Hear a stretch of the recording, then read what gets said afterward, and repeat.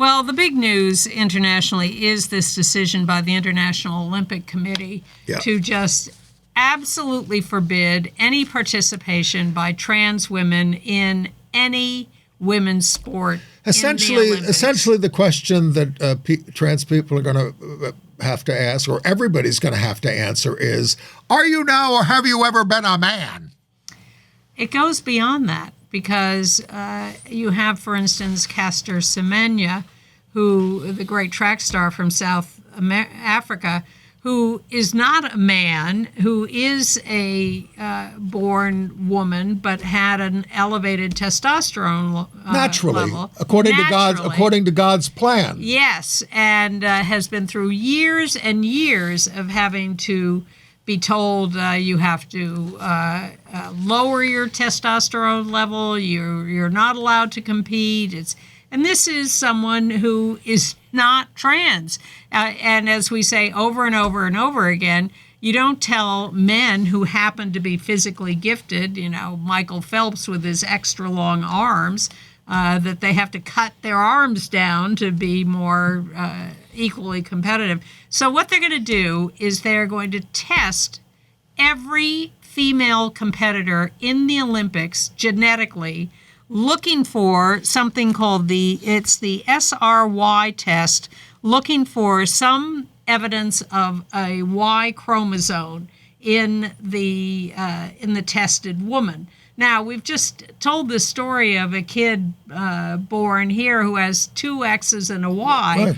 Genetic composition can be variable and can have variable consequences. And to put all this on forced genetic testing of every female competitor is insane and discriminatory and very, very dangerous. Well, it's driven by the new head of the IOC, Kirsty Coventry, who is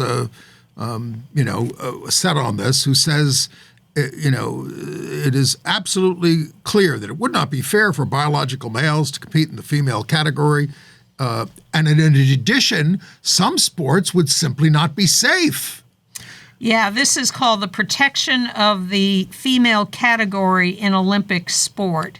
So a spokesperson for Humans of Sport, Payashni Mitra, said this kind of brutal language doesn't protect sports. It polices women's bodies. It fuels suspicion, invites public scrutiny, and puts already vulnerable athletes at risk.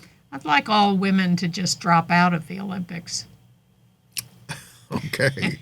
I'm not holding my breath. And, 100 human rights, sports, and scientific groups are criticizing this. Mandatory genetic sex testing and rigid biological criteria as a condition for participation violates fundamental and universal human rights. It's really horrendous. I hope we get past this at some point, but it's so depressing.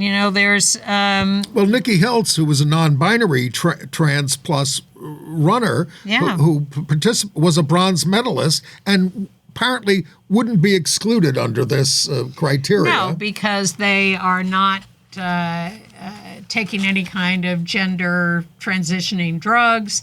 Well, she just calls the policy effing stupid. Yeah. I think that sums it up. Yeah. Freedom House put out a report called Freedom in the World in 2026 and reported that global freedom is declining for the last 20 years related to this. I blame the internet. In 2025, the report says 54 countries have backslid on freedom.